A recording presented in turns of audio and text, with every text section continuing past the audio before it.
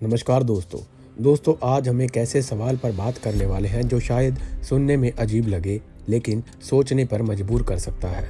सोचिए, एक सुबह आप उठते हैं, मोबाइल उठाते हैं और हर न्यूज़ चैनल, हर वेबसाइट पर सिर्फ एक ही बात दिख रही है, पाकिस्तान और इंडिया एक हो गए। वाघा बॉर्डर अब सिर्फ एक याद है। लाहौर से अमृतसर जाने के लिए कोई वीज़ा नहीं चाहिए। लोग बिना डर, बिना रुकावट अपने ही जैसे लोगों से मिल पा रहे हैं। ये कोई मजाक या फैंटेसी मूवी का सीन नहीं है, ये एक थॉट एक्सपेरिमेंट है। हिस्ट्री में पहले भी ऐसा हो चुका है। जर्मनी ईस्ट और वेस्ट में बनती नहीं थी, फिर सालों बाद एक हो गई। Good morning from Berlin on the day the last scar of the Second World War was healed. It's 7 o'clock on Wednesday the 3rd of October. This morning Germany is one nation again. Vietnam और Yemen भी कभी divided थे। तो आज हम शांत दिमाग से समझने की कोशिश करते हैं, अगर पाकिस्तान और इंडिया सच में एक हो जाए तो ज़िंदगी, इकॉनमी, कल्चर और दुनिया पर क्या असर पड़ेगा।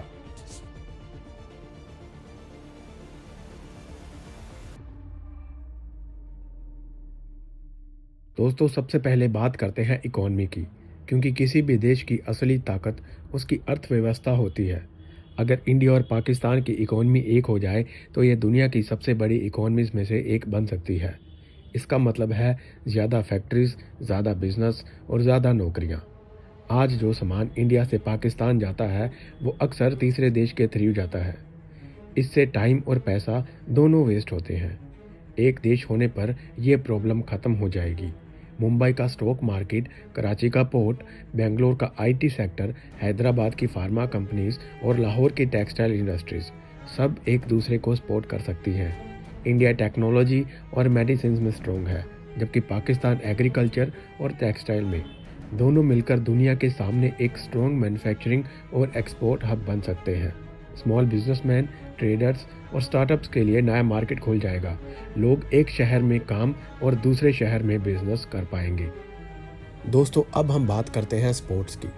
किसी भी देश का स्पोर्ट्स सिर्फ गेम नहीं होता, ये इमोशंस भी होते हैं। क्रिकेट फैंस के लिए ये सपने जैसा हो सकता है। जरा सोचिए, एक ही टीम में रोहित शर्मा, विराट कोहली, बाबर आजम, शाहिन अफरीदी और जसप्रीत बुमराह जैसे प्लेयर्स। ये टीम दुनिया की सबसे स्ट्रॉन्ग टीम बन सकती है। स्टेडियम्स फुल रहेंगे और क्रिकेट का लेवल ऊपर जाएगा। आईपीएल और पीएसएल अगर एक हो जाएं तो ये दुनिया का सबसे बड़ा क्रिकेट लीग बन सकता है। इससे प्लेयर्स, स्पॉन्सर्स और ऑडियंस सबको फ़ायदा होगा।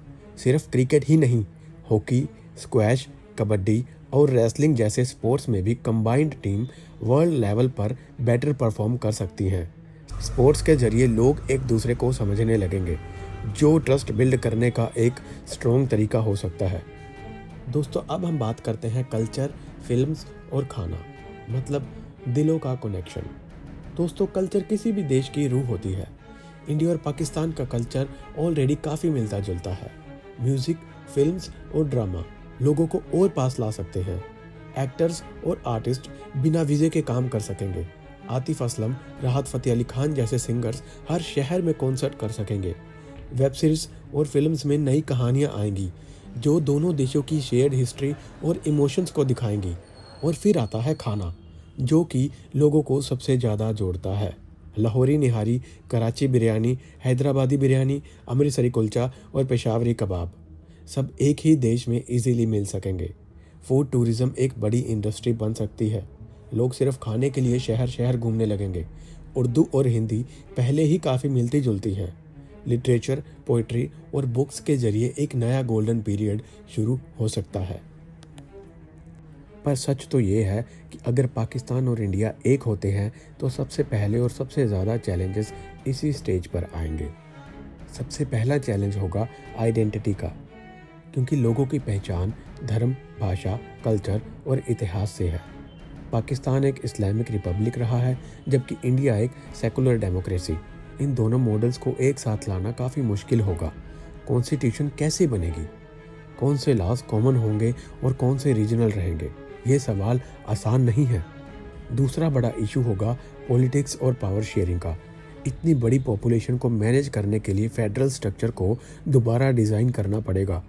स्टेट्स और प्रोविंसेस के बीच पावर का बैलेंस बनाना होगा। कोलिएशन गवर्नमेंट्स ऑलमोस्ट परमानेंट हो सकती हैं, जिससे पॉलिटिकल इंस्टेबिलिटी का रिस्क रहेगा। तीसरा और शायद सबसे सेंसिटिव चैलेंज होगा ट्रस्ट का। 1947 का पार्टीशन, फिर 1965, 1971 और 1999 जैसे वॉर्स, इन सब की यादों के जख्म लोगों के दिलों में अब तक नहीं भरे। एक ही देश बनने के बाद भी शुरुआती सालों में सस्पिशन और टेंशन रह सकती है। एजुकेशन और हिस्ट्री का बड़ा इशू होगा। स्कूल बुक्स में पार्टीशन और वॉर्स को कैसे पढ़ाया जाएगा?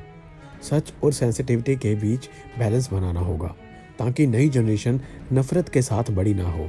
और सबसे कॉम्प्लेक्स चैलेंज होगा आर्मी और डिफेंस सिस्टम का।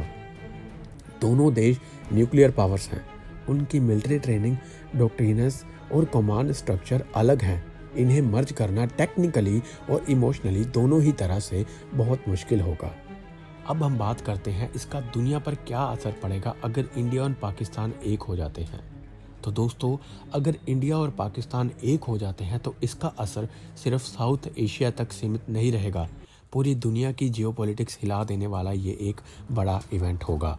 सबसे पहले चाइना इस डेवलपमेंट को बहुत गौर से देखेगा। चाइना का पाकिस्तान के साथ स्पेशल रिलेशनशिप रहा है और इंडिया के साथ border disputes.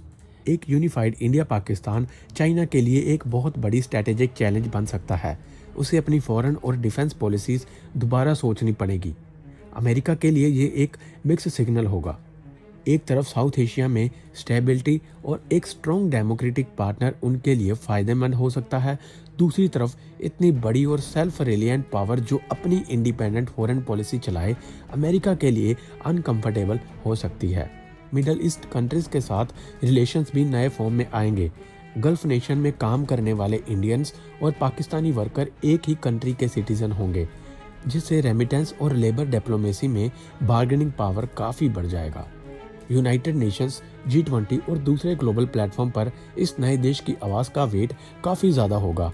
Trade deals, defence agreement और क्लाइमेट नेगोशिएशन में ये कंट्री एक डिसीजन मेकर की तरह बिहेव कर सकती है।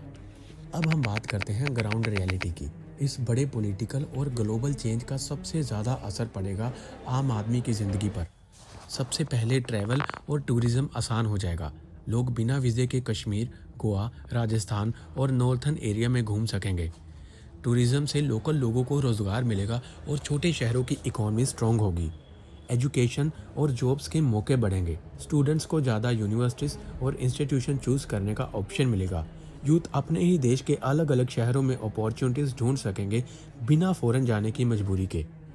बिजनेस और ट्रेड से आम लोगों की इनकम इम्प्रूव हो सकती है। फार्मर्स को बड़ा मार्केट मिलेगा। आर्टिशियन और स्मॉल मैन्युफैक्चरर्स अपना सामान ज़्यादा लोगों तक पहुंचा सकेंगे। सबसे इमोशनल इम्पैक्ट बढ़ेगा उन फैमिलीज़ पर जो पार्टीशन के वक्त अलग हो गई थी। बरसों के बाद अपने रिलेटिव से मिलना, अपनी रूट्स को देखना, ये एक तरह से इमोशन हीलिंग का प्रोसेस होगा। लेकिन शुरुआती सालों में कन्फ्यूज़न भी रहेगी। रूल्स, सिस्टम और गवर्नेंस को समझने में टाइम लगेगा। इसीलिए आम आदमी के लिए पेशेंस और अडेप्टेबिलिटी ज़रूरी होगी। तो दोस्तों, क्या ये सब सच में मुमकिन है? सच कहूँ तो आज के टाइम में ये सिनेरियो मुश्किल लगता है। पॉलिटिक्स, इमोशन और हिस्ट्री, इसके बीच सबसे बड़ी दीवार है। लेकिन ये भी सच है कि दोनों देशों के आम लोग पीस, रिस्पेक्ट और बेटर फ्यूचर चाहते हैं। शायद पूरा मर्ज ना हो, लेकिन दोस्ती, ट्रेड और कॉरपोरेशन बढ़ सकता है और शायद वही पहला स्टेप हो। तो दोस्तों, इसके बारे में आपका क्या सोचना है, कमेंट में ज़रूर बताएं। पीस, ह्यूमैनिटी और होप, यही सबसे ज़्यादा इम्पोर्टेंट है। जय हिंद।